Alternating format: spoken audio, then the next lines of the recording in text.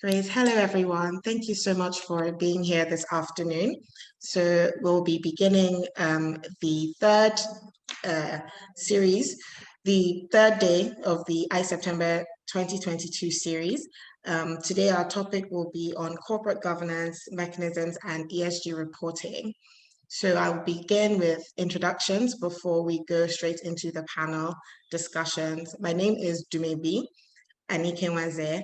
I am an associate here at Udodoma and Belo-Osagie, and I am also a lawyer at ULaw, powered by Udodoma and Belo-Osagie. ULaw is the firm's alternative legal service provider, and I am joined today by Godson Ikiebie. Godson is a sustainability, ESG, and sustainable development advisor. He is the manager of sustainability and climate change at PwC Nigeria. Godson has an MSc in marketing communications from the School of Media and Communications, Pan Atlantic University, Lagos. He is also a founding research fellow of the Knowledge Economy Group, a think tank that conducted research on the knowledge economy in Nigeria. His research and consulting focuses on the interplay between developing and implementing sustainability strategy, sustainable value creation, and sustainable socio-economic development. In 2012, he participated in Forbes Africa's discourse on the challenges of Nigeria's brain drain and its mitigating effect in Africa. Excerpts from his contributions were published in the September 2012 edition of the magazine. He also worked with a range of clients across different industries, sectors, and markets, including and not limited to academia, financial services, energy manufacturing, development, institutions, and so on. Godson has published several articles in peer-reviewed journals, while his research interests include public policy, sustainable socio-economic development, sustainable markets, sustainable finance and investment, public and corporate sustainability strategy, ESG risks and opportunities, corporate tax responsibility, and sustainability innovation process. Thank you so much for joining us today, Godson. We're also joined by, go ahead. Oh, go ahead, you can say hello. Okay. Sorry, you're on mute. You're still muted? Okay, sorry. Thank you, Dumebi, for that introduction. I look forward to the engagement and having this conversation on this platform. Yeah, and also engaging the other panelists. Thank you very much. Thank you for coming. So we also have Natasha Ibori. Natasha is a CEO and co-founder of Uwana Energy, an affordable solar energy startup to help Nigerians live healthier and happier lives. Having worked on numerous socio-economic challenges across 4 continents, Natasha is experienced in building holistic solutions. Natasha has assisted GrowAid Climate Fund in managing $1 billion in aligned funding for clean energy projects globally, and has driven development initiatives with Access Bank's award-winning sustainability team. She also volunteers at Arts in Medicine, a Nigerian-led nonprofit pioneering knowledge on the healing power of the arts. She's also passionate about collective impact, sustainable business, community building, and anything with the prefix alternative. Thank you so much for being here with us today, Natasha. Hi, everyone. Thank you so much for having me. Looking forward to the conversation. Great. We have Olido Osoka. Olido is a CEO of Daystar Power in West Africa, a renewable energy company which provides solar plants to businesses in Africa. Olido has led the company's expansion in West Africa into Ghana, Togo, and Senegal. Under her leadership, the company has financed, installed, and operates solar panels across around 350 facilities in West Africa. Daystar has raised $48 million in equity from the Danish Investment Fund for Developing Countries, from Stoa, Proparco, Flerod, and Morgan Stanley. Olido previously led corporate communications, business development, and governance at Sunway Ventures, a venture builder that establishes high-growth businesses with significant socio-economic impact in Africa. And prior to all of this, Olido was one of us at UUBO.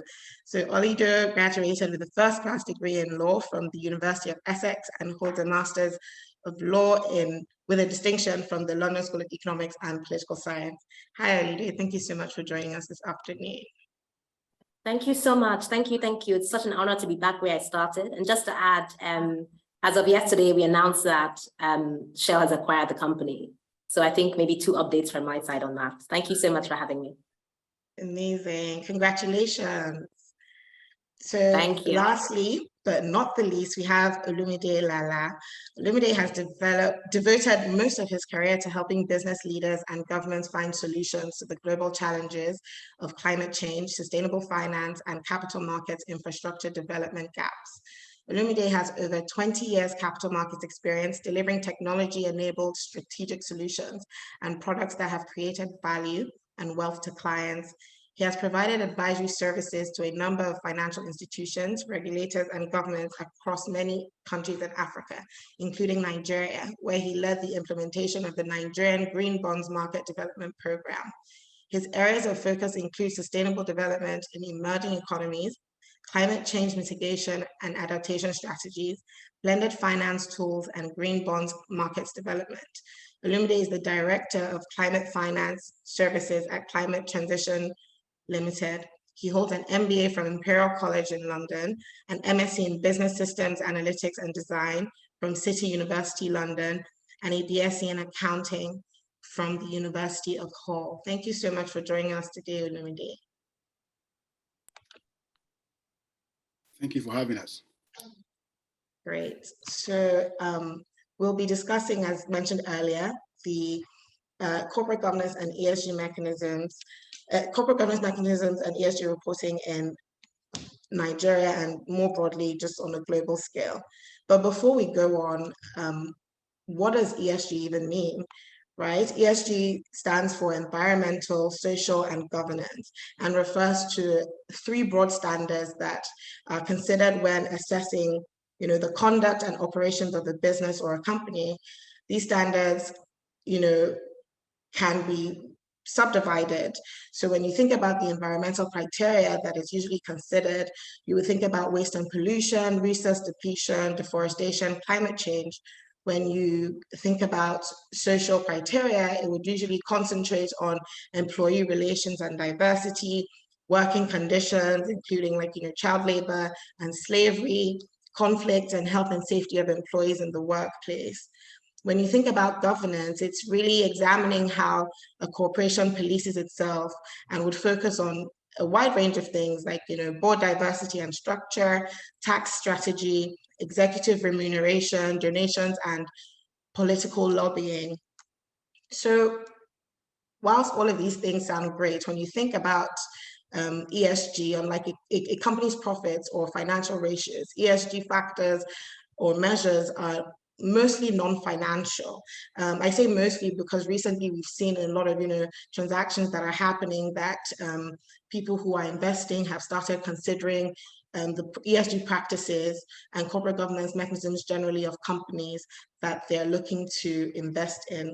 So my very first question today is going to be directed at Natasha.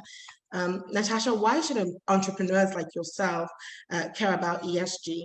If a company, allocates too much of its resources towards achieving ESG objectives, is there a risk of losing its focus on growth, market share, or profits? For example, in March 2021, Danone's chief executive and chairman, Emmanuel Faber, stepped down amid some pressure from activist investors, one of which suggested that Faber did not manage to strike a balance between shareholder value creation and sustainability. So is it fair to then say that if a company places too much emphasis on ESG, it could or would struggle to compete against companies from countries with less rigorous ESG standards? Thank you so much for that question. I think it's a very good one. And it's interesting that it's asked in this context, primarily because I cannot think of one company in the whole of West Africa that's close to even overdoing or even doing enough in terms of ESG. So I don't think that there's necessarily so much of a risk for this context. But however, for companies globally, there definitely are some companies, as you mentioned, Danin, that potentially have been seen to be less competitive on the global scale because of their focus on environmental and social governance. However, I am somebody as a sustainability enthusiast and an environmentalist. I'm always like people to always choose the ESG route. We've seen even conversations around degrowth that typically our economies are measured by how much we can acquire, how big our economies can get and our GDP, but we're seeing conversations that are saying, why is that the measure of an economy? Is it that the countries with the largest GDP, are they actually the most developed holistically? Are the citizens happier? Like, who is all of this capital accumulation actually for? Who is it benefiting? And that's a conversation that I definitely think needs to be happening more globally. But to put it more into context, I'd say that within this context, specifically even Nigeria, the companies and corporations should definitely be seeking, how can I be doing a lot more, and even aspiring to be like companies like Danone within their ESG and sustainability practices. Thank you. I really like that response, particularly because it's very in tune with Nigeria. And I agree with you that a lot of Nigerian companies could definitely be doing more about ESG. But I think it would be unfair for us to not acknowledge that there has been some growth, at least with some companies. I mean, Olido is here, so Shell's acquisition is an example of active steps that key industry players are taking to sort of have a more prominent ESG alignment or definition. But I definitely agree that more needs to be done. And I think where we are now, we're in a place where we can't really see, at least on a large scale, how too much has affected companies negatively. And I think even just thinking about this now, Olido, this is for you, thinking about implementing, certain ESG policies in a business. What is the rationale generally behind, sustainability? Why are we all of a sudden, well, not all of a sudden, because I mean, it's been in the works for quite some time, but what is the rationale behind the global drive towards sustainability? Is it about, our conscience? Do we actually care about the environment and climate? Is it that we're, trying to do some damage control? We've done a lot of, pollution. How do we fix it? How do we sort of win points with the world generally? Is it, fear of sanctions because we see policies are being made, there, tax sanctions being applied to, different energy companies? Or is it just good business to, think about sustainability? Between November 2019 and March 2021, the Morgan Stanley Capital International World ESG Leaders Index outperformed the traditional MSCI World by a positive 1.84%. And at the same time, the JP Morgan ESG EMBI Global Diversified Index outperformed the equivalent non-ESG by positive 1.94%. Is it important then it's important to note that a lot of ESG funds are actually investing significant holdings in a lot of big tech companies, and the technology sector itself has dominated, strong equity index returns in recent years. So is ESG itself, a high yield, high returns business? Is that why we're interested in it? Or is it just coincidence that, the highest yielding sector also has strong ESG scores? Yeah, thanks for the question. I think it's a mixture of all those things you've mentioned. Globally, like you said, right, we've seen growing interest towards sustainability. And I think the one thing that stands out is there's particular scrutiny on companies like never before. So previously, consumers would look at the financials and annual reports of companies and say, oh, well done. You doubled your revenue in the last year. Great. But now the conversation is more towards, great, but what are you doing regarding your carbon footprint? What are you doing regarding your community development and transparency?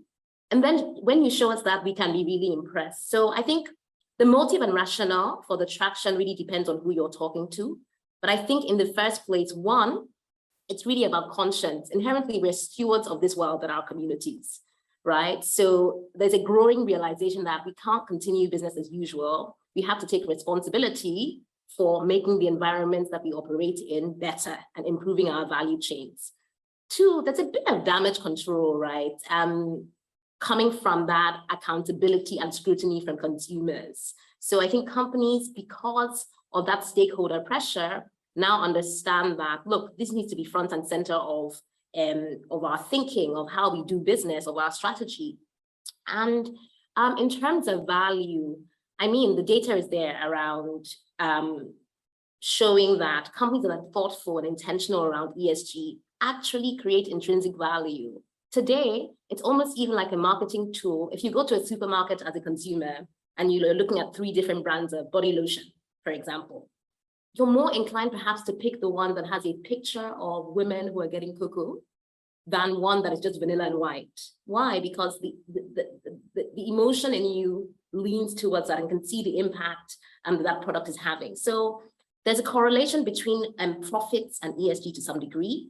But also there's damage control, there's a conscious element as well. And we've seen, I mean, earlier this year in January, for example, the UK announced that it would review environmental claims made by a company in the fashion retail sector because they had labeled their clothes as sustainability. So it's no longer okay to throw out fancy claims. I think there's an expectation from regulators, from stakeholders to put your money where your mouth is, essentially. Yeah, no, I like that. I like that because really and truly, when you think about it, they all kind of relate with each other. They're all pretty interdependent. Yes, I really care, but you know, it's easy to perform sustainability outside, and in your house, you're still, you know, buying a lot of bottles and you're just throwing them in the bin without, you know, recycling. But I think that let's start from somewhere, right? I think that if we, at some point, if we keep practicing things that we might actually, even if you don't start from a place of conscience, but mostly just performance, we get used to it, we build the habits, and maybe, hopefully, sometime along the line, we actually care. So now we've, you know, discussed sort of why companies are thinking or leaning towards, you know, sustainability on a global scale, and why we should even care about sustainability. So now I'm going to go to Godson. Godson, how should corporations and just businesses generally, how much should they be invested in implementing ESG principles within their organizations? Would having, you know, ESG goals sort of undermine a company's profitability or its competitiveness? What is the right balance to strike? Because I mean, from earlier, we heard about how a lot of shareholders complained that Emmanuel Faber did not strike the right balance. So for you, from your perspective, what would striking the right balance look like? Yeah, thank you very much to me for that question, and thank you and the other panelists so far for the context that you have set for this conversation.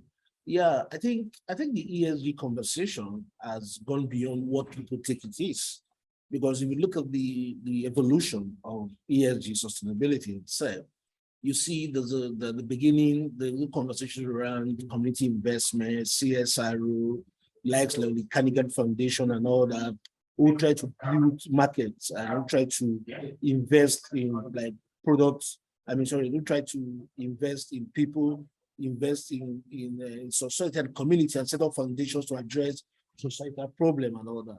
But now the conversation has moved, and the conversation is at the heart of economic development now. So the businesses have no options, and that's the truth of the matter. Because if you look at the Western market, for example, and you look at leaders like Biden talk about sustainability and ESG and climate change, and you hear leaders like in Britain, in Germany, the conversation always talks is about job creation. It's always about new economic thinking. It's about competitiveness, how their businesses can compete with China in the clean, smart energy industry, in the renewable energy industry, and all that. So that is what it's about. So for businesses, for me, it is not about, it's a nice thing to have, no.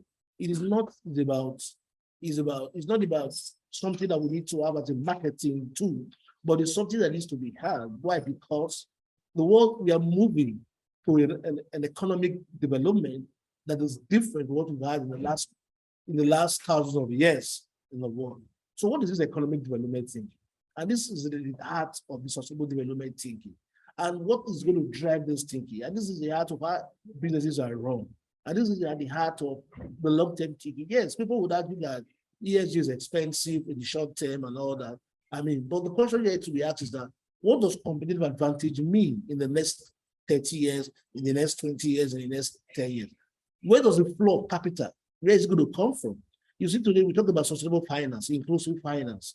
We talk about considering loans are part of sustainable finance, the green bonds and all that.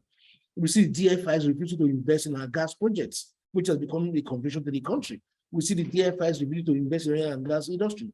And we see conditions, ESG constitution and conditions from DFIs requesting that companies should meet certain consideration, certain criteria for them to invest. Even in the course of my work, I have worked in a lot of organizations to broker this, whereby ESG due diligence is done. And I've done a couple of due diligence for DFIs before they invest. So these things are already clearly showing that we are not in a normal economic situation anymore. We are not in a situation whereby funds are just flowing to any company that wants funds, but criteria for funds, criteria for capital, criteria for even competitive advantage, even value in the market.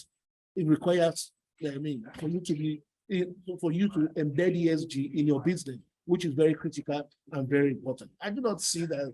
Yes, there will be trade-offs. For anything that we have in the world, there will be trade-offs. When technology, internet became there, was trade-offs. But these trade-offs are necessary to strengthen the market. They are necessary to enhance market governance. Because the most important thing we need to consider and look at is that what will market governance look like also in the next 10 years? Because market governance is evolving, it is changing. And what it means is that we're going to have a new market governance that focuses on market as an instrument for achieving environmental and social governance. So I think that's what business should think about. They should look at, we look at the short term, we look at how you do a business in short term, but they need to consider the long term, which is very important. We need to think of access to capital, which is very important, like in Nigeria.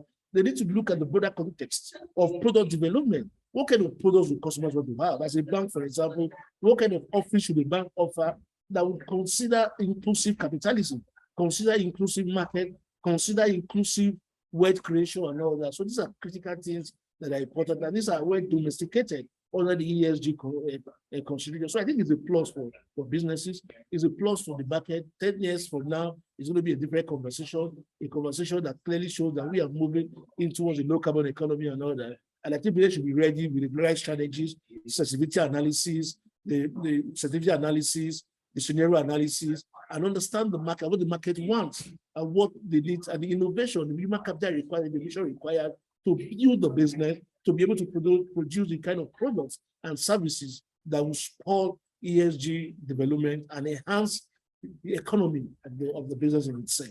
So this is very important, because if you also look at the TCFD in itself, on the climate risk, you see that things are changing. So we are beginning to see banks being asked for their finance, what they call the financed emission, scope 3 emission. So we want to know your loan book, we want to know who you loan to. So that because the most important thing that we don't see is this risk, for example, sustainability risk and climate risk on the enterprise, because the enterprise suffers from this risk, either from a transition perspective or a fiscal perspective. A business can go into extinct because of flooding. It can go into extinct. So businesses need to understand that there's a trade-offs, definitely, like I said, but it's a win-win for society, win-win for the business. It will spawn a lot of innovation, spawn new products, new services, new markets, and create a whole lot of jobs if we actually embed ESG and actually see the transition as an inclusive transition, not just transition itself. Yeah, I thank you for that. And I like the note that you've ended on, because it's a good segue into our next question. Yes, we should be very invested. And I like that you've sort of said we need to work backwards. Where are we? The economy is changing. So what are these changes, and where do we see ourselves, say, in 5 years, 10 years? And then let's work back to see, okay, this is where we're going. This is where we are now. How do we then bridge that gap? What steps do we take to get there? So Olumide, this is now, your question. How should, businesses in Nigeria specifically tailor their corporate social responsibility to fit into the global ESG and sustainability drive? And even more, how do you assess a company's performance in terms of its ESG goals? And let's take it even one more step, to think about, should we then even have external bodies that assess, sort of independent third parties, like, accounting or third-party accounting or law firms that sort of oversee. There's a standardized approach of, this is what we're looking for when we say, ESG development, ESG goals, this is how we're going to assess you, everyone match this criteria. Because what we've seen is a trend where there's been significant strides or attempts by, regulators, industry associations, and trade bodies to hold companies accountable to some sort of mechanism or some sort of strategy. So what are your thoughts on that? How can we in Nigeria implement that, or how can corporations in Nigeria just start taking steps? That's an interesting set of questions, and I guess perhaps I will start with the very last question that you stated. But just before that, perhaps I'll buttress it with a few things, which obviously wasn't stated on my profile, and then that would inform the answers that which I'm given. So prior to co-founding Climate Transition Limited, I worked for Climate Bonds Initiative, which was as the African Green Bonds Development Market head, as it were. And Climate Bonds Initiative actually developed the standard for reporting on and the subsector criteria for effectively what is green, essentially, globally. Prior to that, I worked at the Nigerian Stock Exchange. And the reason why I'm giving you those two contexts is just to give you the perspective of answering your question, because they speak to governance, they speak to regulation, and they speak to accountability. How do I follow what has been stated so far? I mean, in terms of your question about should we have external reviewers or external agencies to ensure that we're doing the right thing? Well, I'll answer the question in two ways. Number one, you need to even know what it is you're doing for you to be able to even ensure compliance. Now, if these are global standards and we don't have in a very large framework, as it were, don't have enough of the expertise or the knowledge available locally, then clearly you're benchmarking yourself on global standards. That's number one. Now, Nigerians are very clever people. Yeah, I see enough of them already seated in front of me here without patronizing anyone. So it isn't that we cannot learn this criteria, these global standards. And we do have effective law firms like yourselves and accounting firms and rating firms. So we can actually understand what these criteria are to attract this funding. One would argue that clearly having external verification is a way of showing the world that you're doing the right thing. And that enables you to attract the kind of funding that Godson was speaking about earlier. I mean, one would argue, Olado, sorry if I pronounce your name incorrectly. Funny enough, the first time I spoke to her was way out in Ghana a couple of years ago. I'm not sure if she remembers. But she made an announcement today of the fact that Shell had just taken over her business. Now, I doubt very much if Shell would have been so quick to take over a business if it was a fossil fuel related organization. So that shows you, just like Godson was saying, where the flow of money is going. You made reference earlier to the MSCI and JP Morgan indices outperforming the standard, well, the green aspect of it or the sustainable aspect of it also outperforming the normal parts of the other indices, as it were. That shows you the flow of money, investor appetite. It's telling you where the direction of traffic is going. So it's not necessarily what used to pertain in the past, where companies were assessed on the basis of profitability. Now, just because a company is profitable doesn't mean it's doing the right thing. We've got profitable companies that are polluting in the Niger Delta. We've got profitable companies that are going out of business. Enron is one. Yeah, and the reasons why they went out of business had nothing to do with profitability per se. It was basically to do with governance structure. So, when we talk about ESGs, and, we've certainly moved away from the old CSR where you make money and whatever is left, you do the right thing if you choose to. Effectively, doing the right thing keeps you in business today. It's a matter of sustainability or even your ability to survive as a company. As Godson had made reference to, even when you talk about climate risk today, yeah, in the old days, we used to worry about financial risk being the barometer of how you measure a company's performance. Today, we've understood that there are other factors that actually affects the viability of an organization that goes beyond just the finance, in terms of governance, in terms of climatic risk, in terms of even where your business interests are located. What are the social risks around those areas?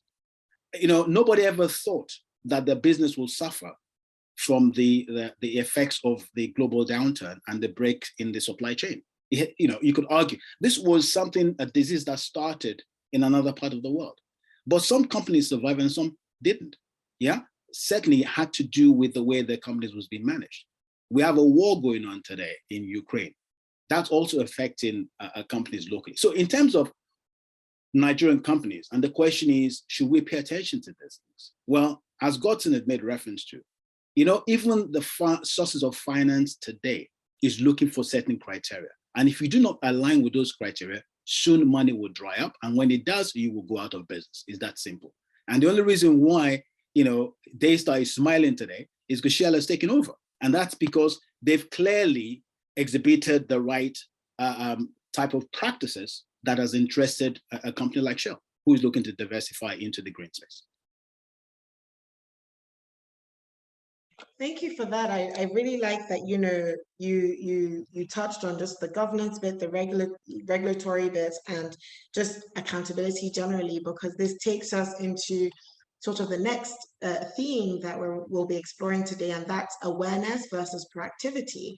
Like I mentioned earlier, there's been a trend with a lot of regulators and legislators around that, where, you know, we're enacting laws, we're, you know, making regulations to sort of regulate these ESG reporting systems and just corporate governance generally in businesses.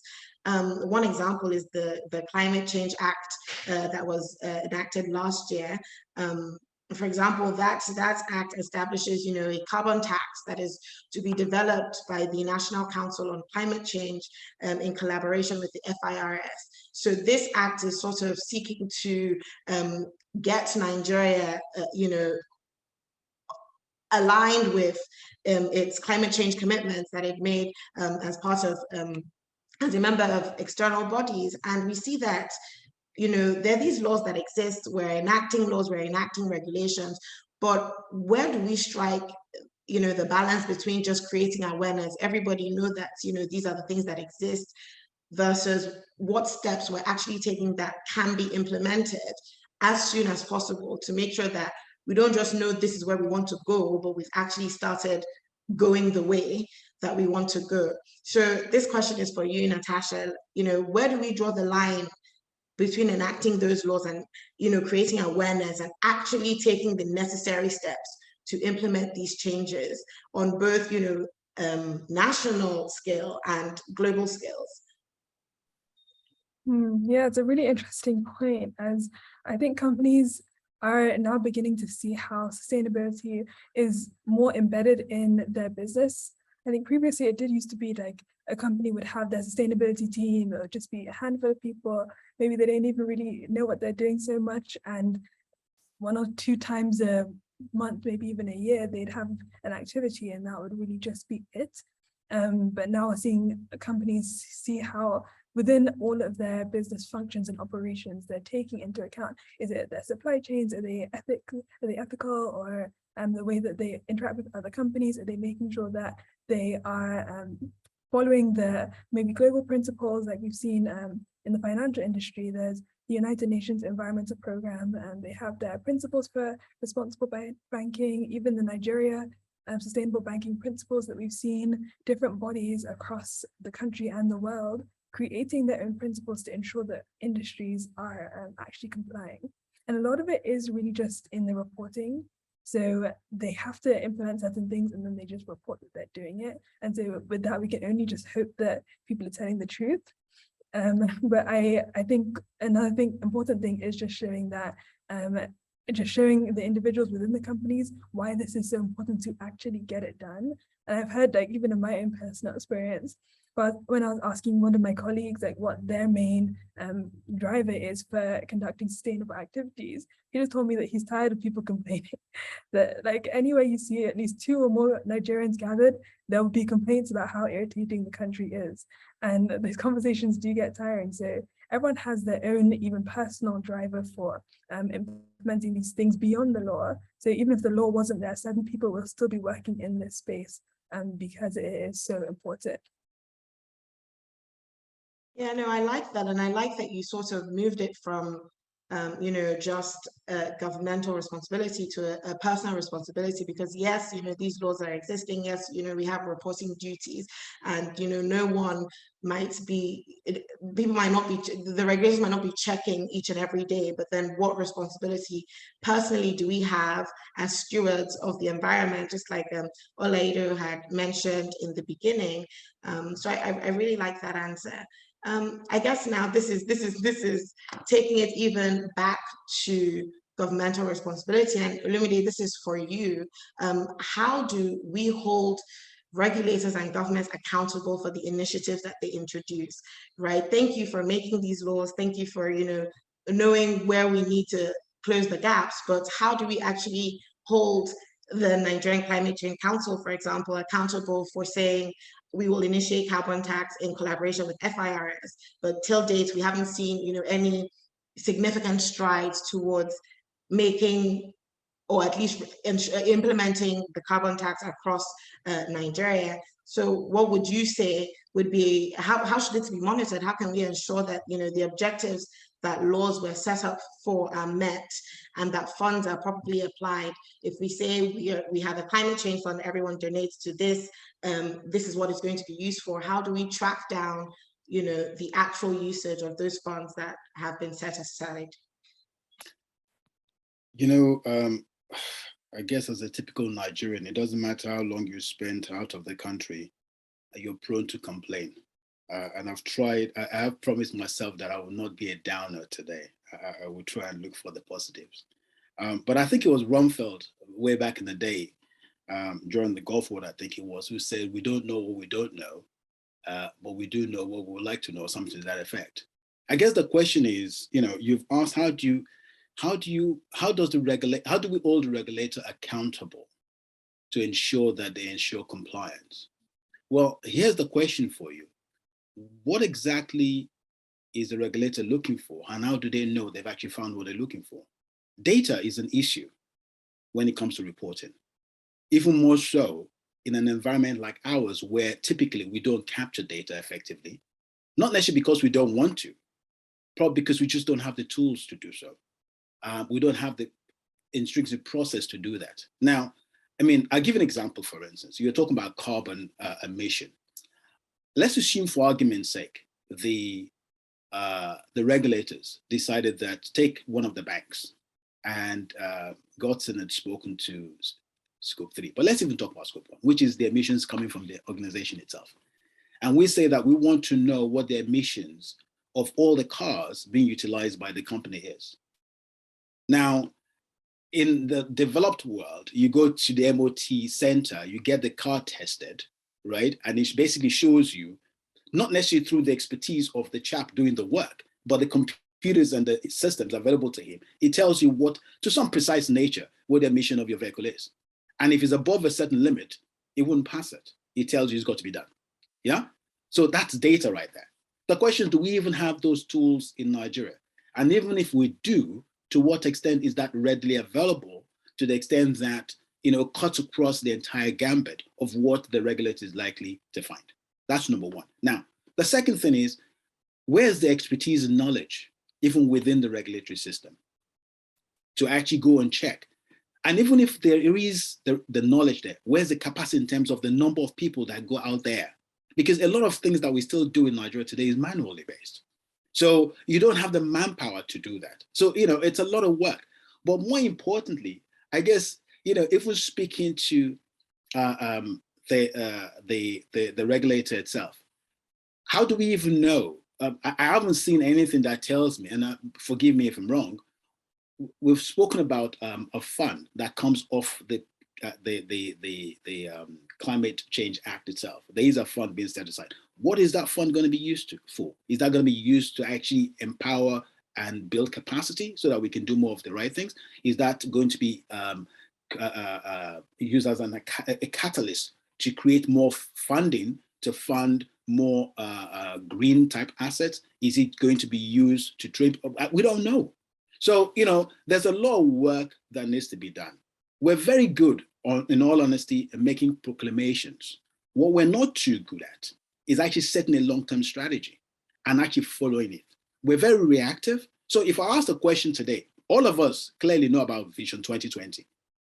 Well, it was never achieved, but no one ever took a look back and said, why wasn't it ever achieved? And what were the lessons learned from it that we can apply to something else? All we've done is basically gone off and played something else.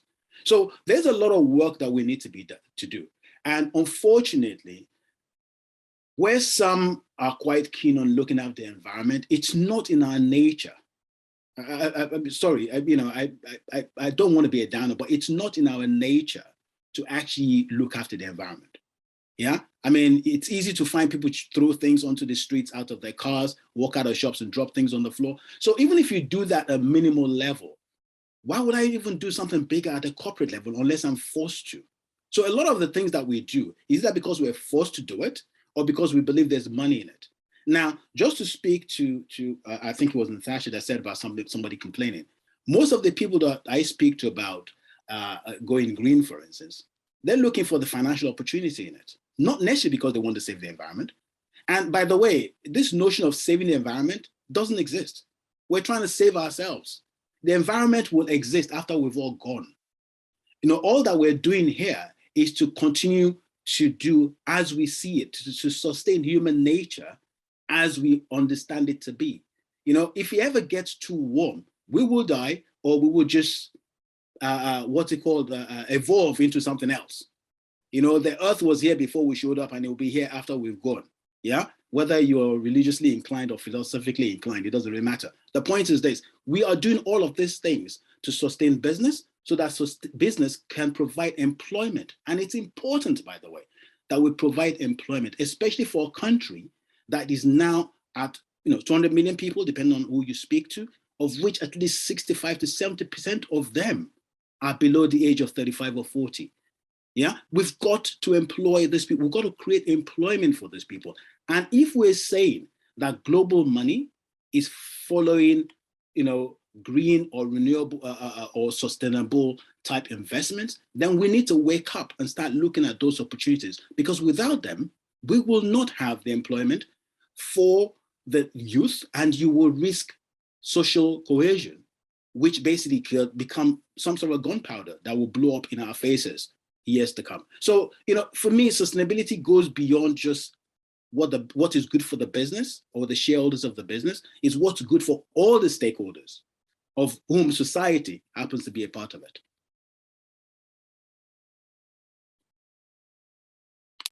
Thank you for that. I saw Olida raise her hand, so I know you would like to respond to some of Olumide's statements, but just before you do, I just wanted to make a general housekeeping announcement.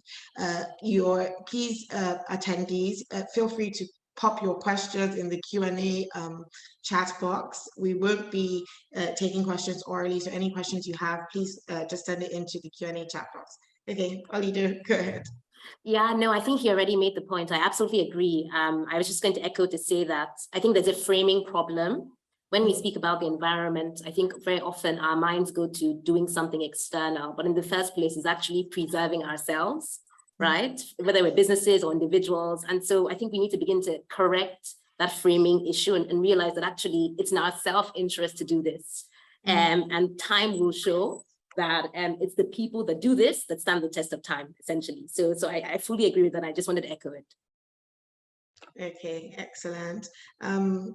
Yeah, so yeah, I see that, and I think it's a theme that we've all mentioned throughout this session. We've talked about being personal with our responsibility to the environment, and echoing that in our businesses and in how we practice generally externally in the world. So our next section is kind of discussing, the effect that certain disasters have had on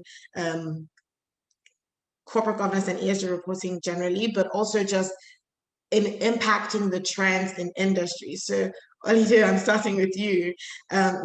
We all suffered the price hike in diesels, and I mean, the government have announced as well that they will be taking out fuel subsidies come 2023. So what has been the impact of this for your business? You're in renewables.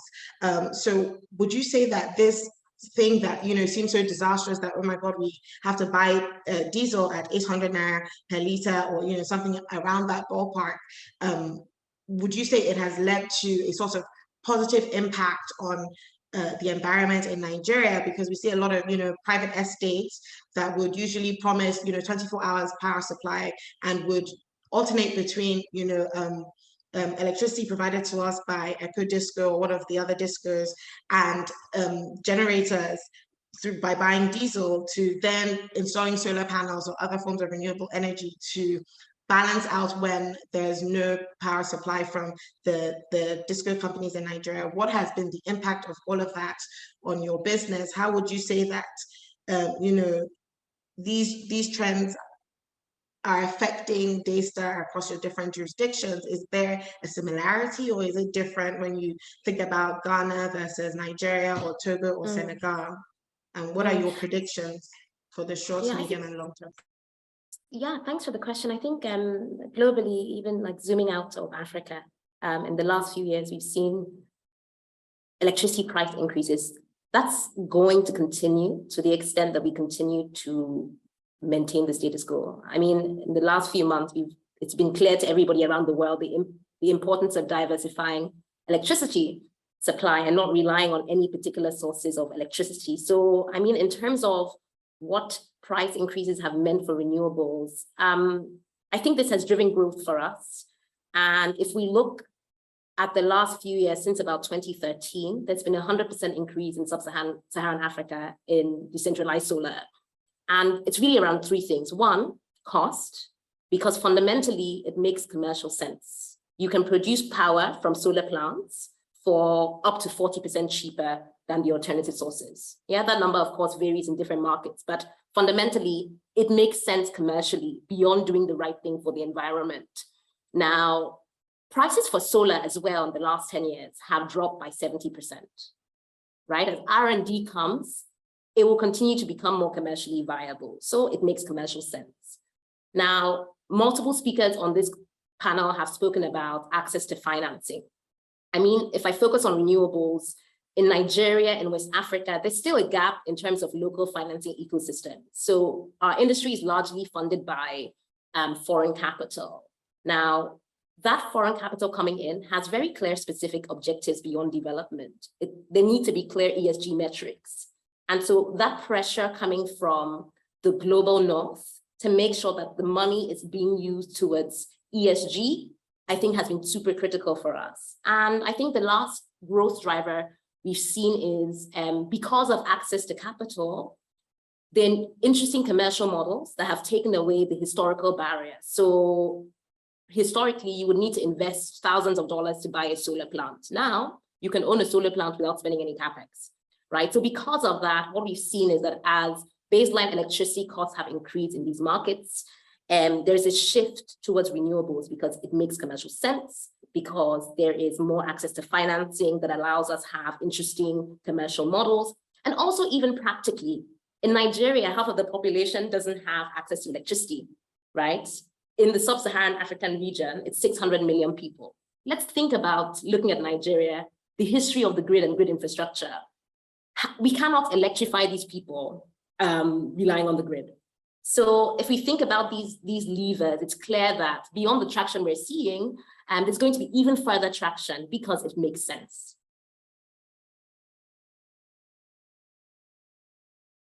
Yeah, I find that really interesting. That's a good answer, because and it's a nice comparison, seeing how commercial viability of using solar panels or using renewable energy being a cheaper option actually, and even just one that is safer for the environment, besides just being cheaper, has affected sort of investment attractions and how things, are more, how they can incentivize a shift for businesses, for, real estate developers to include renewable sources of energy when they're, developing properties, or when they're thinking about investments in the long run. So, as we're thinking about incentives, how can we encourage ourselves to do better with renewables, with recycling?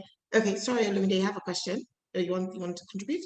Sorry, I don't want to hog the platform, but Aledo made a couple of points there, which I think we need to explore. So she's spoken about this vast business opportunity, which I'm sure Natasha would also speak to. And she's painted the advancements in technology and the business opportunity when you look at a country like Nigeria vis-a-vis the rest of Africa, then it's the uplift. But she said something which I don't think we should miss, which is the source of finance. Now, Aledo probably isn't aware of this, but I spent a couple of, in a different world, spent a whole year trying to raise money for Daystar from the banking system in Nigeria. I remember. You remember? Yes. Unsuccessfully. Unsuccessfully. And now, whilst that was going on, Daystar raised $48 million from the banks in the UK. Yeah? Now, she just told you that Shell has just bought Daystar. What do you think that actually means for Nigeria?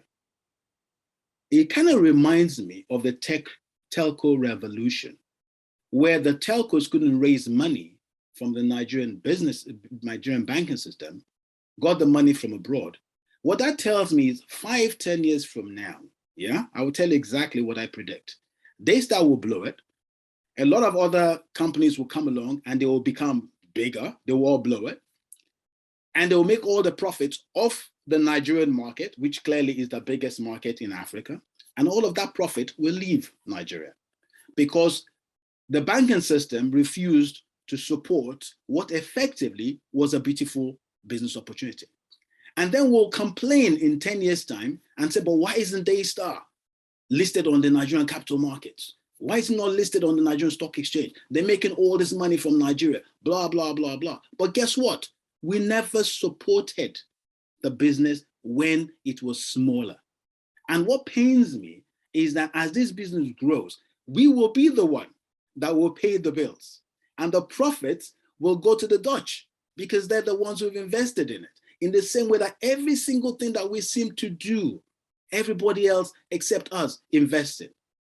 Supermarkets, ShopRite, TV, South Africa, energy, now Dutch, yeah, telcos, South Africa. I don't get it. Why is it that we're always coming after the event? Now, we're the ones, obviously, who will be the customers. Now, if this was a Nigerian company investing in Daystar, for instance, we'll be talking about, and I don't know what the intricacy of this deal is, but we'll be talking about actually manufacturing some of these plants, this equipment in Nigeria. We'll be talking about education system, and empowering employment and knowledge within our education system. Yeah, we'll be talking a lot of stuff that will be benefiting the Nigerian youth and the Nigerian economy, rather than worry about the great profits that will leave and eventually affect our FX positions in the future as money flows out of the country. I just thought I'll raise that because we need to start looking at why is it that everybody else sees the opportunity, but we don't. And that effectively comes to the cost of financing and access to financing. I'll rest my case at that point. Thank you for that. Thank you for highlighting that and even taking it a little further. I think it's an interesting conversation that we will explore as we go on in today's session, because we do go on to talk about investments just a little later. So I think that we can definitely grow on those points. So the next question that I have is directed at Natasha. So it's around just recycling generally and creating better behavior, not only on a corporation level, but on a personal level as just citizens of Nigeria and stewards of the environment. So how do we recycle better as a nation in countries in the global north see how corporations like Coca-Cola, PepsiCo incentivize people to recycle better, you know, offering some sort of benefits for returning bottles, or like for taking certain actions in favor of just recycling. How can we incorporate these practices that happen outside of Nigeria here in Nigeria with us? How can we learn from, you know, the global north and the global south to make recycling more profitable in Nigeria and by extension in Africa? Are there any continental opportunities, you know, as Africa commences the implementation of the Africa, like, you know, what are your thoughts on that? Do you think it's something that we can do in the near future, or do you think it's something that's a bit, you know, far-fetched? Yeah, I actually love the recycling conversation. When I first moved to Nigeria, this is about 3 or 4 years ago, I was appalled by the amount of plastic bottles we're using just within our own household. And I searched as far and wide as I could for recycling companies that could actually come and collect the bottles, which is what I was used to before I'd moved here. And so I went through about 6 different recycling companies, a couple months with each, and unfortunately they just were not consistent. I even had to recruit about 20 of my neighbors, consistently recycling every single week just to try and make it a worthwhile opportunity for a recycling company to come through our routes and actually like collect our bottles. But even then, it's still, the feedback really just was that even with 20 different houses all recycling a bunch of plastic each week, and they came just twice a month, it was not a profitable opportunity for them. So I actually did the breakdown myself, and I went to see some of the off-takers as well as the people actually doing the recycling, and the way that they're operating it, it's just not large scale enough that they can even benefit from any sort of economies of scale. It's still as if I could have like a recycling plant in my backyard, and like that's kind of how small scale the recycling that I visited is at the moment. And so I'm seeing that the companies I used to work with back then, they're now switching their like business model towards pushing policy and saying, okay, a Coca-Cola bottle, it really should be Coca-Cola's responsibility to now sort out the waste, or the way that it gets to landfill or recycling afterwards. So there are these laws called the extended producer responsibility laws, and that says that whoever produced the item should also be in charge of how it gets disposed of afterwards. And I think that is something that has been pretty successful across the world, particularly in Europe. You see with HP, that's what they do as well. They will recycle whatever it is becomes obsolete from their product line. I think that's something that we could really benefit from, and it seems to be gaining some traction. And then as well, another thing that I think that would be useful, and I think it reduced about 80% of plastic bag usage in the UK, was the plastic bag charge. So when you're going to the supermarket, you're going shopping anywhere, they will charge you, can be anywhere from 50p to 5p or whatever it is. They'll charge you for the use of their plastic bag. Even now, they're pretty much just using cardboard bags. So having these kinds of like carrot and stick mechanisms can actually change our habits. Another thing that I have been seeing here is having, when you're recycling, actually this is in the UK, when you're recycling, you cannot actually just recycle it all in one. You have to separate out your trash, or else the council will fine you. And this is something that I did not know when I first moved there. So I was just, disposing my trash as normal. And then I got a letter, a very stern letter from the council on the £150 fine that I would have to pay if I did not comply. So I think that's another thing that we could definitely see being beneficial here. But I think the first thing might really just be to change habits, because even as you're walking down the street in Lagos, you can't actually find a place to dispose of your trash. And I think a lot of people have done that experiment. If you buy something on the road, you finish it, you're looking around for an hour, maybe even until you get home, until you see somewhere that you can dispose of it. And this is even just disposing it to landfill. So I think there are a number of things that could be done in terms of waste management. And I'd say that African Continental Free Trade Agreement is a huge opportunity for all businesses. I think it's one of the most things that I'm most optimistic and looking forward to about. And I think that the recycling industry could definitely benefit from that as well. Yeah, I agree with that. It was really interesting that you mentioned the charge on plastic bags because it literally happened overnight. The day before I went to Tesco's, I didn't pay for a bag, and then the day after I was told it's like 10p or 20p for a bag, or I have to buy, the sustainable bags that you can reuse. So it's really interesting, and I like that, you kind of took the question from what can we do to incentivize and took it into what can we do to discourage people from, bad practices, because, on the one hand, yes, we can say, oh, if you bring your bottles to us, you can buy drinks on the same day at a, I don't know, 30% discount or 10% discount as a reward for your recycling, or here is this voucher you can use to buy a chick whiz at Chicken Republic or something like that. But I think it's also important to establish balance and say, oh, if you don't separate your trash when we come and pick up the trash, we're going to fine you. Similar to, what they're doing with people who, with the traffic lights around Lagos, a lot of people have been getting, fined for beating traffic lights. So I think if we sort of took that and implemented it on, a waste management way, I think that people will be more compliant, because even on Twitter, you see a lot of people commenting like, I randomly got a text, I'm owing, to 20K, 50K. So I like that you took that in that direction. And I think it's really important for us to see how we could attack it from both sides. So we're moving on to our final session, and this question is directed at Godson. So we've talked about, investments a lot throughout our discussion today, and how, there's been a shift in investments, and how just investments is paying more, investors are paying more attention to corporate governance strategies, to ESG reporting and ESG, policies of companies that they invest in. So the question I have is, what role do you think, development finance institutions play in the fight for better social mechanisms, whether these DFIs are, outside Nigeria or even within Nigeria? Usually, for example, evaluations of companies' assets, such as in, assessing the value of an M&A transaction, tend to focus on, a set of conventional factors like business synergies, tax consequences, antitrust considerations.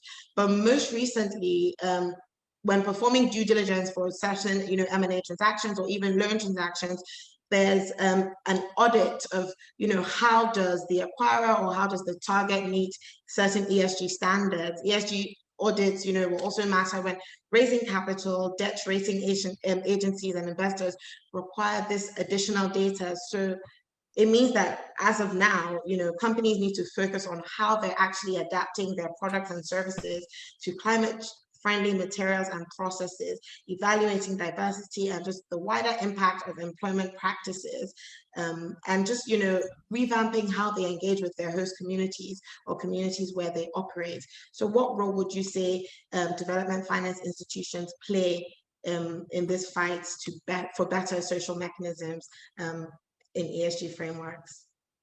Thank you, Demi, for that question. I think in answer to that question, I would like to go back to 2012, when the Nigeria Sustainable Banking Principles became domesticated and vetted.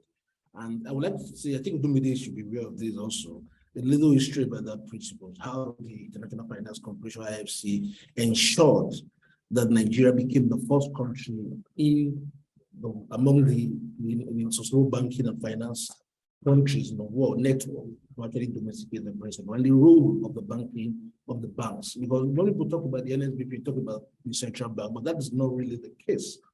That principle was actually was made possible by the banks, the banking committee, Nigerian Banking Committee, and because then they wanted to engage with DFIs and IFC in terms of financing, and the condition that will be given was clearly in line with, you need to change your practices. You need to begin to align. At that time, in 2012, this committee already existing. You need to change your practices. You need to begin to integrate ESG considerations, sustainability considerations into your practices.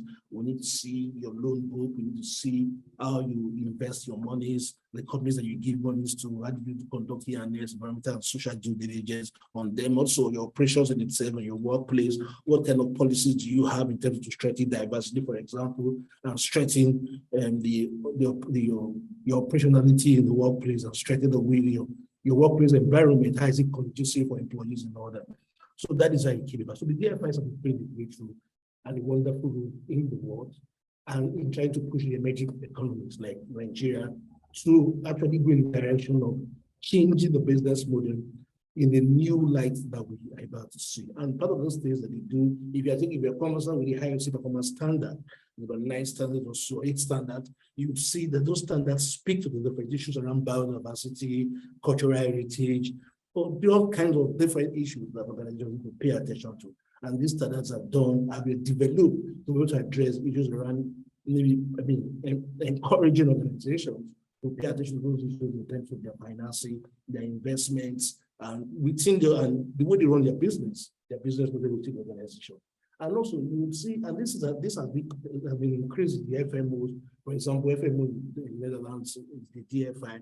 We also use these tools, the AFD, Germany, and all that. So this has continued to extend, it's expanding. But that's why you also see that, for example, you won't see an IFC, for example, maybe in America, USA, investing in gas companies. Africa have been shouting out, gas is a transition fund. That's what Africa have been saying, that the just transition, we need to consider gas because we need to raise money. And it's funny when we share those kind of charts, because when you go back to the fact that we had oil and when we use the resources for and all that. So we make it this money, but this guy said, no, they will fund.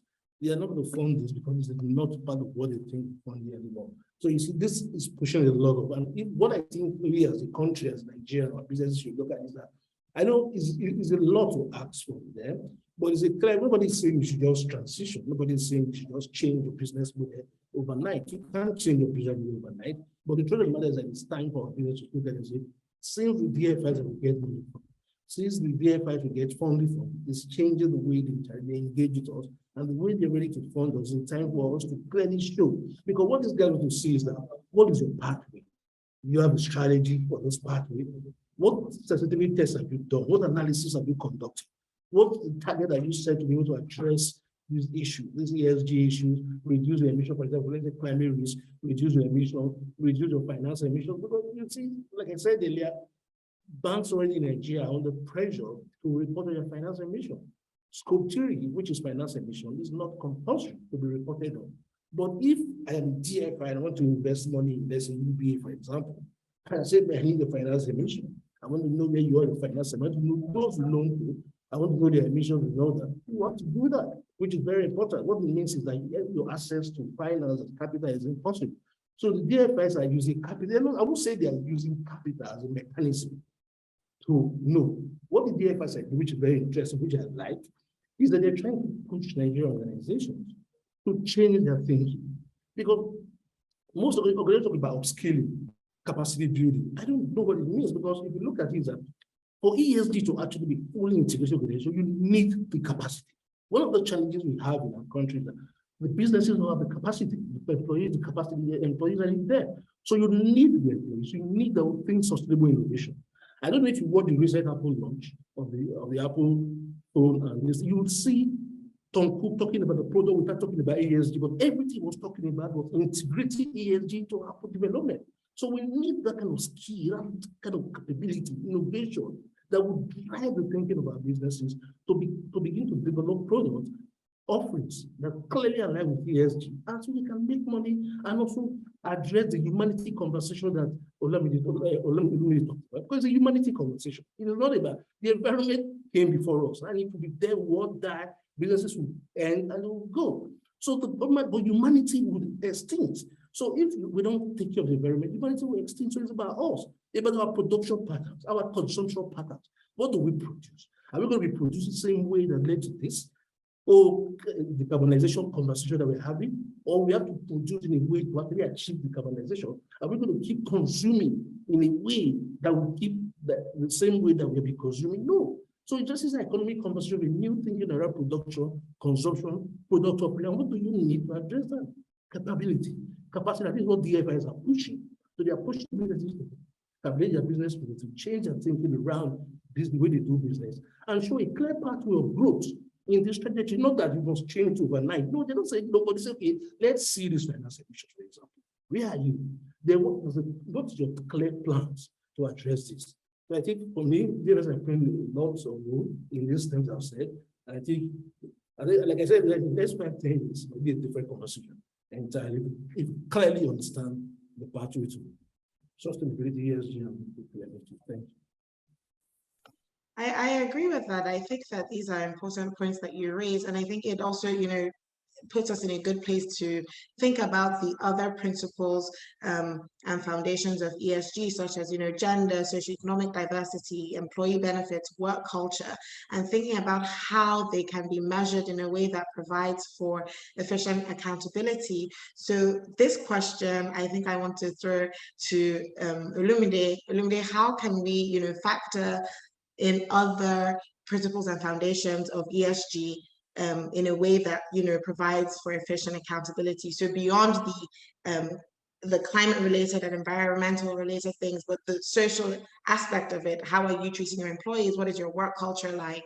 How is diversity being issued? Is diversity multifaceted in terms of not just what kind of socioeconomic background you come from, but your tribe, your race, etc. In our public and private institutions? That's an interesting question. I guess, it's a global issue, and Nigeria is no different. I mean, if you look at for those who are familiar with what's been going on in the UK in the last couple of weeks with the new budget, or in fact last week, which seemingly favored some ahead of others. If you look at businesses generally, I mean, somebody once said to me many years ago, there's so much business money, or rather there's so much money floating in the gutters of Nigeria. And I think, if I speak to in general, what tends to put pressure on other stakeholder communities, if you will, if I can use that, beyond profit and finance, is literally the squeeze on finance. And the squeeze on finance obviously comes from an operational inefficiency or access to cheaper finance. So if you speak to what Godson has stated there, people typically took CSR in the old days seriously because, they were making money. And so they had extra money to be quote unquote nice because it was a nice thing to do. I guess we're now moving into a situation now whereby you need to do it to stay in business. Now, why have we got so much pressure, as Godson said, from the DFIs on even the banking system, for instance, in terms of what they invest in? That's because a lot of them are heavily geared towards the oil and gas industries. Yeah. But if you think about the fact that 90% of FX receipts comes from oil and gas, and yet oil and gas is only 7% of our GDP, it tells you there's a massive opportunity to diversify into other sectors and uplift a lot of people out of poverty. In terms of the expertise, knowledge, skill set, criteria, I mean, how much research actually goes on in our universities today when it comes to ESG? So, ESG is not something you just drop on an organization and expect people to run with it. That information and that knowledge has to come from somewhere. You have a lot of, universities in the global north, as Oledo made reference to, that are actually, skilling the next set of people that will be coming through to take over jobs. We're not doing that in Nigeria. So even within the education system, we're not doing enough to even educate people as to what is the right thing to do. I mean, Oledo was making, and I like that question and how she addressed the question about renewables, for instance. Sorry, not renewables, recycling. Yeah. And some people forget. I mean, I suffer the distinct honor of being the oldest person on the platform here. But there was a time when literally, when you go and buy drinks for your parents, you needed to put down a deposit if you didn't bring a bottle. So we were recycling before recycling became a fad. We were recycling in Nigeria. The Nigerian bottling company was there for a reason. But, we introduced plastics, and of course that went out of business. At least it shrunk in its business opportunity. And just imagine the number of people and families that company was supporting. So, if you go to Kenya today, they've banned plastic. So it's not even, I mean, it makes those in England look primitive, actually, that they're even charging for the use of plastic. You could ban the damn thing, but you have to have a strategy in place, long-term strategy, to actually replace that. Today, for instance, we have the Europeans coming to Nigeria to try and sign gas contracts or whatever. It's only temporary because they're already putting in place a strategy to transit from that space now that they've been threatened by Russia.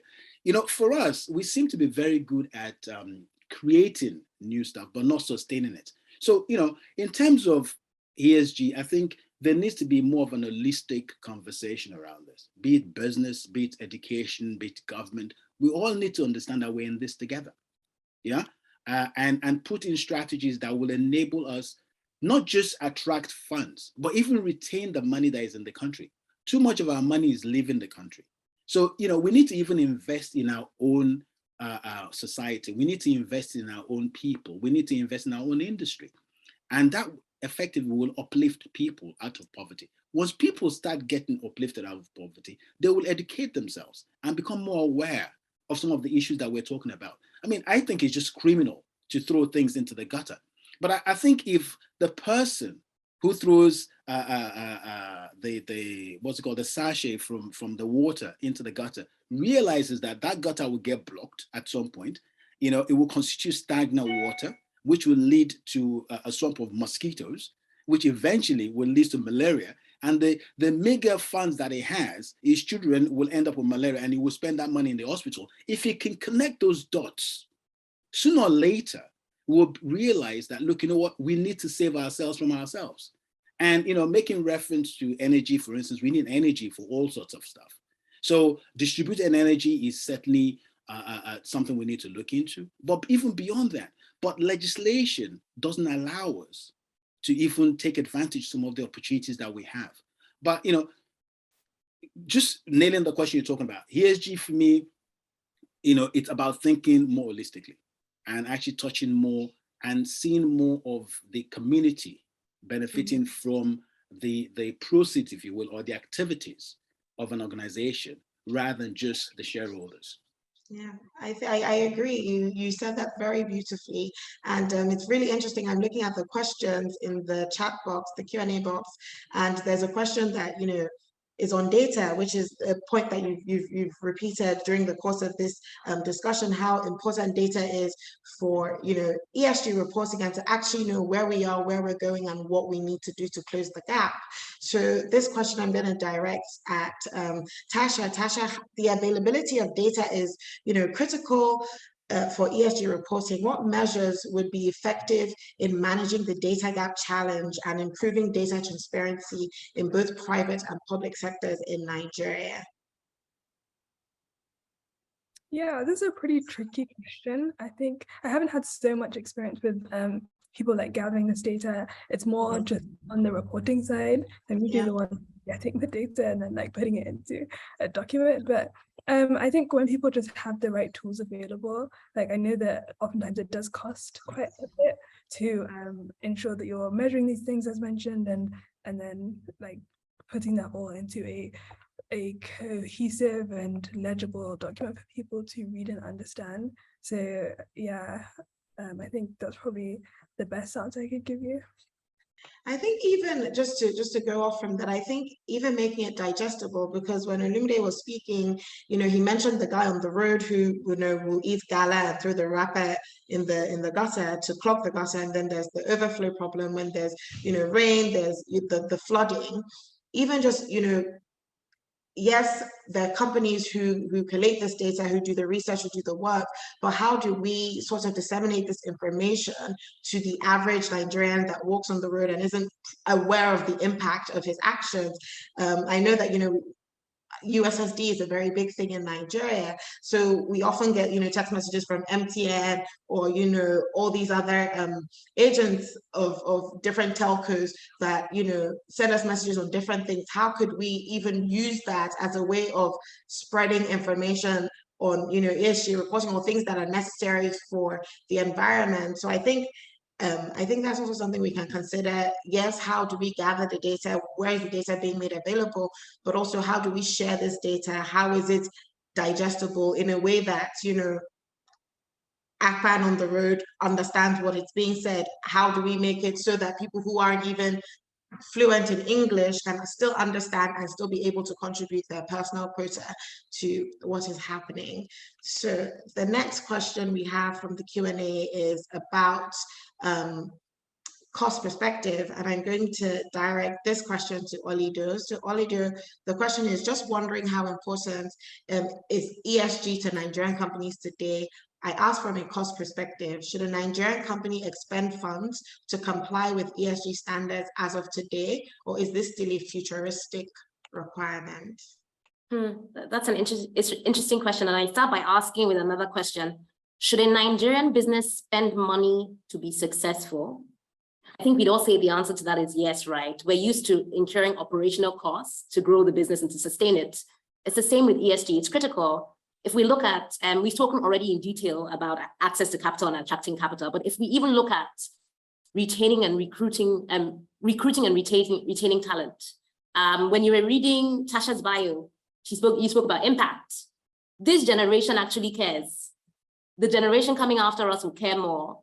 For you to build a business that stands the test of time, you should be willing to invest in that business, which means spending money. But even before that, there's so much you can do from an ESG perspective that doesn't involve spending money. It could involve time, which is also a resource.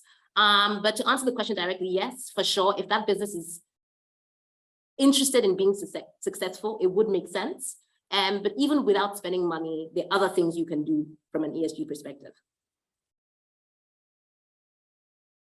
Yes, Godson, please go ahead.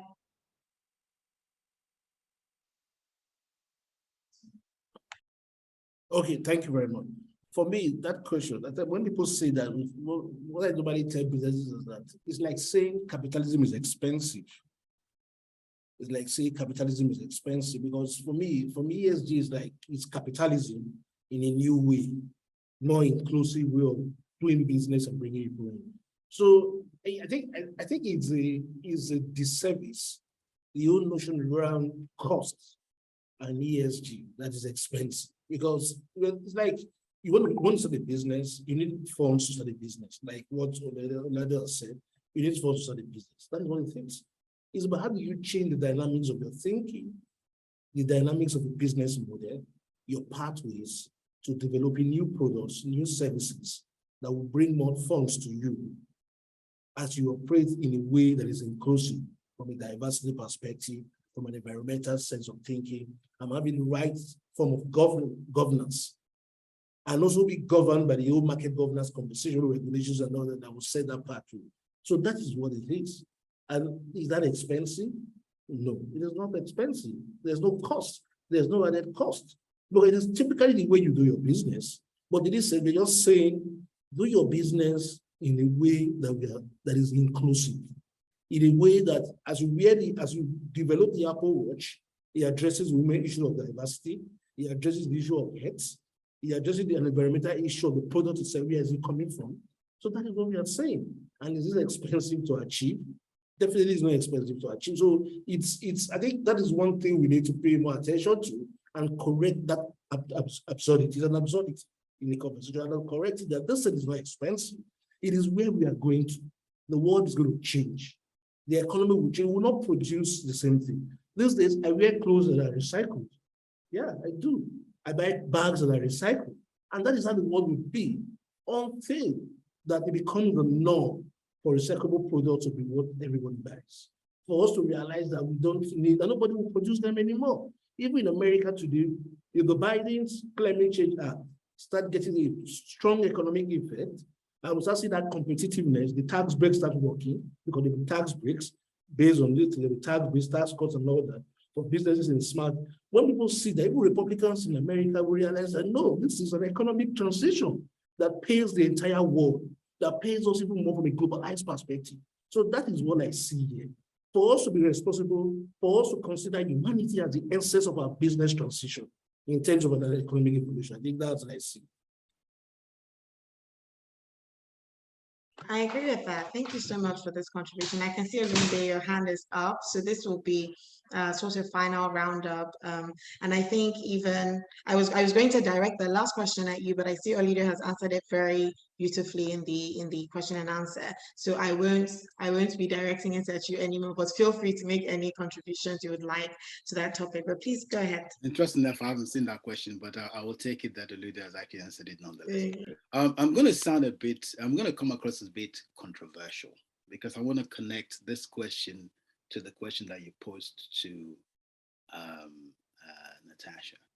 So we say, and there's a reason why we're having this discussion, Because if this was a financial conversation, we will not be having this discussion, because we'll have a bunch of accountants and lawyers and actuaries that will come along and tell you that by investing this amount of money in this program, this is the return that you get because it's proven data, blah, blah, blah, and it's there.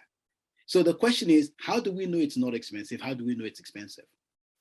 It's subjective. And the reason why I say that I'm being controversial for a reason. We don't have the data. And that's why data is so important.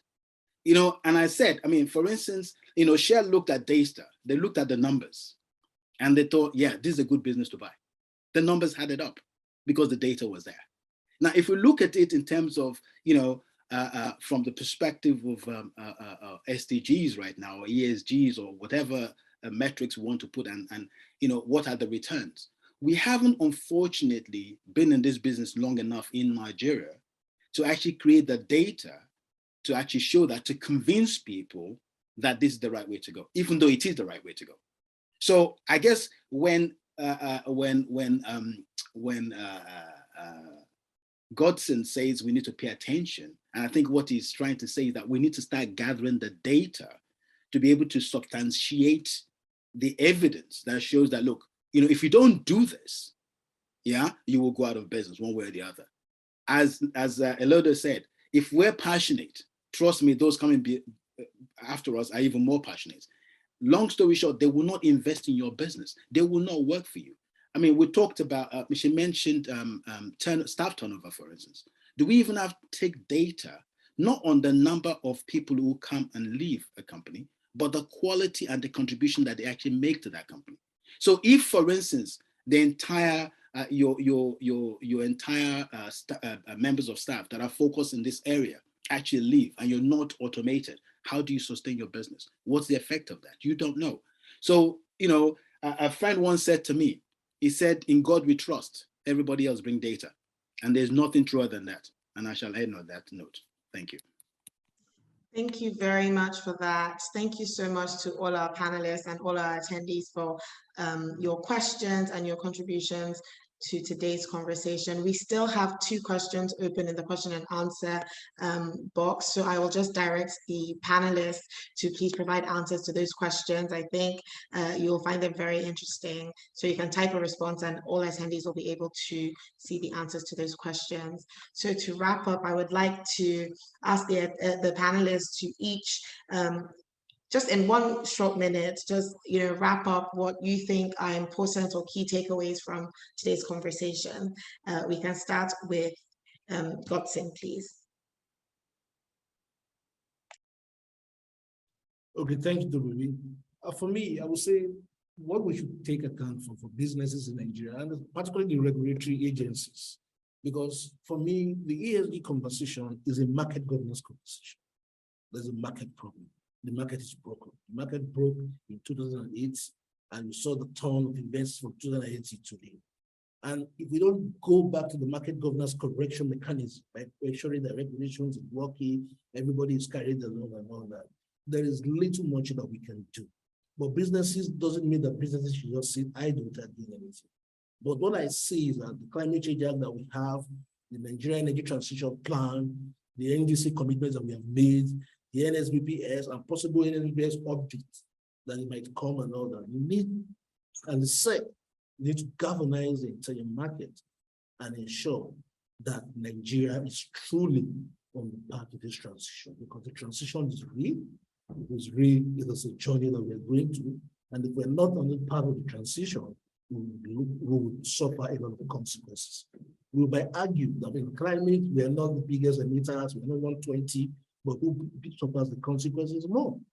Africa. So it's time for us to know that and to ensure that on this transition, that we have to play our role from regulators and to the businesses. So that is my question. Thank you. Thank you so much for that. So we'll move on to Olido, please.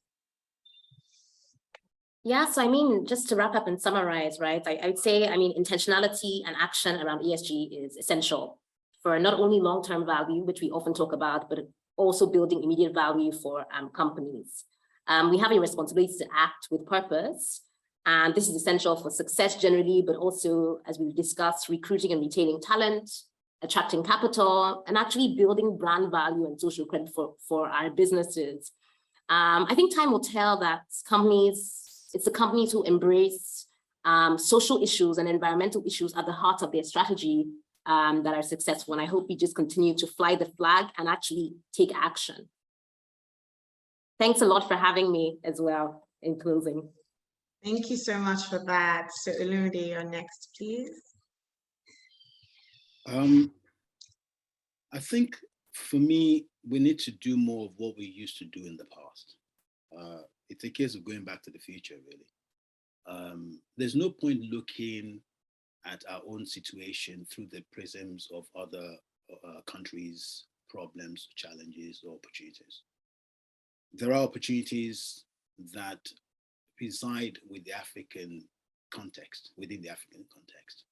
And I think, you know, even I think Gottin made reference to reuse. I know we talked about recycle, but Gottin made reference to reuse. The number of people who just simply change even their phones, chasing iPhone, new ones just for the sake of it. I mean, the old one still works. Why would you want to buy a new one? Do you ever actually consider what happened to the old one? What impact does that have on you know, on the environment, for instance? Yeah, you know, we look at some of our big cities, Lagos in particular, is highly congested with cars. Why do organizations need to change executive cars every 4 years? Why? It doesn't make sense to me. If it's still working, it still works. I mean, people drive around in 20-year-old cars in England. Yeah, you talk about the fact that the roads are bad. Well, then fix the roads. You know, there is a need for political will, but there's also need for personal issues. There are things that we can do on a personal basis, but then also things that the government can do.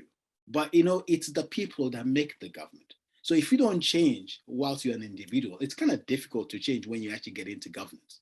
So, you know, whether you're the person in the corporate sector that eventually becomes a CEO or the head of sustainability or the head of COO, or you end up in government, it is those behaviors and attitudes that you take as an individual in your own household that you take to governance. And you will not enact rules and laws unless you know the importance of these laws. So I think there's a need for us to even start changing the way we behave, the way we consume, the way we treat people, the way we organize business, and actually become more forthright in our strategic thinking. So that when we get to position of authority or influence, we can actually come together and enact appropriate regulations that will change the way business is done in Nigeria. So look, the opportunities are there. I just think that the focus is wrong, and it's probably not long-term in thinking. But we have a we have massive opportunities. We just need to take care of them. Absolutely. Thank you so much for that. Tasha. Yeah, so thank you so much for having me. It's been a pleasure to hear from everybody and contribute to this conversation. I think it's so important for corporations, public, private bodies, and individuals to all key into the sustainability conversation, because it's not separate from our everyday activities.